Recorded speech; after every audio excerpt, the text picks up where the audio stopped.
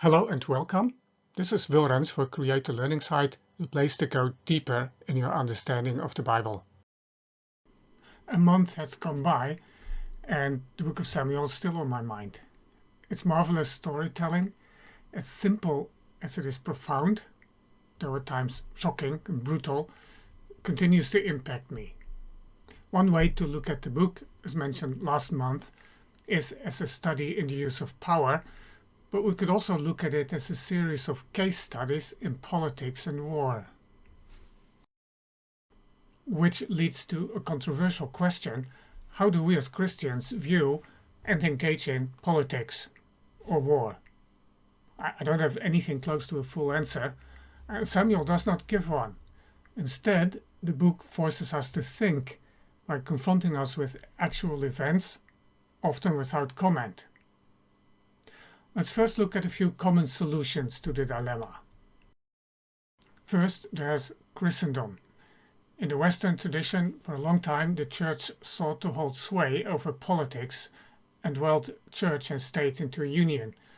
We call the result Christendom and usually trace it to Constantine, the emperor who legalized Christianity and made it a privileged religion in the Roman Empire. In the long run, becoming the state church does not serve the church well. It's after all the state church, not the church state, implying the state ended up controlling and using the church, not the other way around.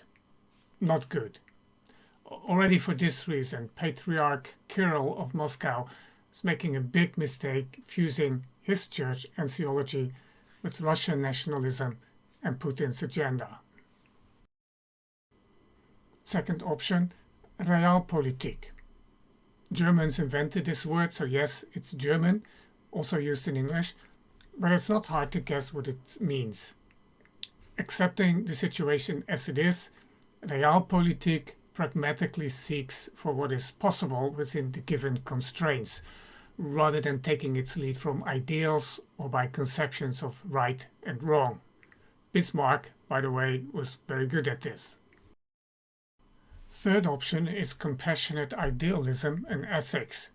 Many Christians, especially those of a more liberal bent, feel that Realpolitik is too little. They want to apply the teachings of Jesus to international politics. One could say, oversimplifying things, that they take their orientation from the Sermon on the Mount. Some of them, for instance, now demand a stop to Western weapons deliveries to Ukraine and instead call for negotiations. Their number seems surprisingly small here in Europe, or perhaps that's not surprising. It's far from clear what there is to negotiate. Fourth and final option is pietist withdrawal.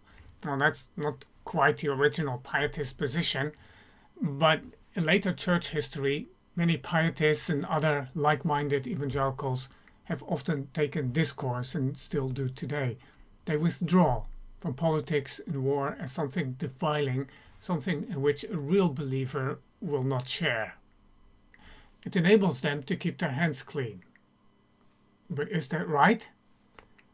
I doubt it, and I feel Samuel is on my side.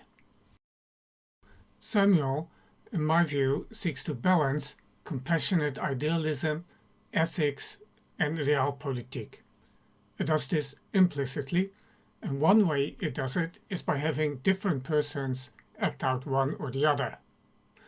Naturally, David often stands for what is right or for compassion, or he will do what is wrong and acknowledge it afterwards. But compassion and idealism or ethics are not always in the right.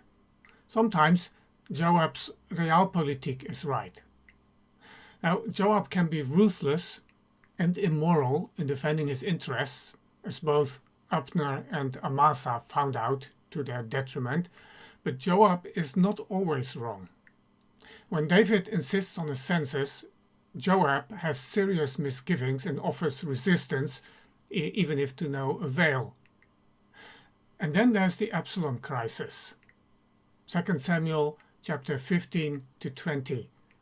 David's response is a curious mix of integrity, shrewdness, piety and seemingly passive submission. He offers to release Ittai, a foreigner and recent conscript, of his commitment. He tells Zadok and Abiathar to take the Ark of the Covenant back to Jerusalem, very different from what Israel did much earlier in 1 Samuel 4 verse 4, carrying the Ark into the battle. And then David instructs Zadok and Abiathar to keep him informed, making them his intelligence agents. When David hears that Ahithophel has joined Absalom, he prays to God to thwart Ahithophel's counsel. But immediately after this, he shrewdly tells Hushai to go back to Jerusalem and thwart Ahithophel's counsel for him. And he also connects Hushai with the informers, Zadok and Abiathar. Notice the subtle note, ominous for Absalom, at the end of this passage in 2 Samuel 15. It says, verse 37, "So Hushai, David's friend, came into the city just as Absalom was entering Jerusalem." It will be Absalom's downfall that he rejects the counsel of Ahithophel to immediately pursue David and kill the king, instead heeding Hushai's advice. On this, the storyteller offers one of his rare comments to make sure we don't miss it.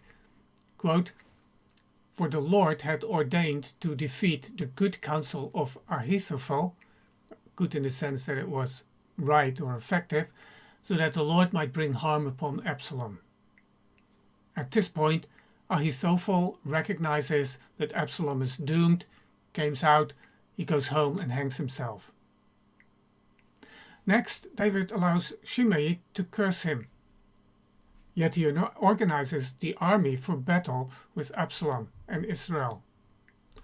And after Absalom's defeat, David retakes the initiative by reaching out to the elders of Judah. But when it comes to his son, David is compassionate, perhaps to a fault. "Deal gently for my sake with the young man Absalom," he orders. Joab ignores the command and has Absalom killed. At this point, the narrative slows down considerably, as it tells us in detail about the two messengers bringing the news of victory to the king, and recounts the resulting grief. It now needs the clear rebuke and the Realpolitik of Joab to save the day. Here's the quote. "Then Joab came into the house to the king and said, 'You have today covered with shame the faces of all your servants, who have this day saved your life and the lives of your sons and your daughters and the lives of your wives and your concubines, because you love those who hate you and hate those who love you. For you have made it clear today that commanders and servants are nothing to you. For today I know that if Absalom were alive and all of us were dead today, then you would be pleased. Now therefore arise, go out and speak kindly to your servants, for I swear by the Lord, if you do not go, not a man will stay with you this night, and this will be worse for you than all the evil that has come upon you from your youth until now.'" Now here's my take on this. David's compassion and love for Absalom was not wrong. Is not this the heart of a father, corresponding with the heart of God? But it was out of balance. David must have recognized that Joab was in the right, because this is what he did. Then the king arose and took his seat in the gate. And the people were all told, "Behold, the king is sitting in the gate." And all the people came before the king. Compassionate idealism is right and good, but in this fallen world it must be balanced by a measure of Realpolitik. Wars and the death of a son, as undesirable as they are, cannot always be avoided. Not in David's time and not today. Not yet.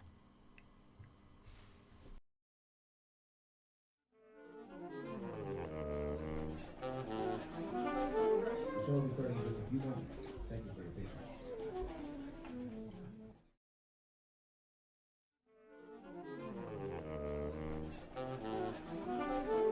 show will be starting in just a few moments. Thank you for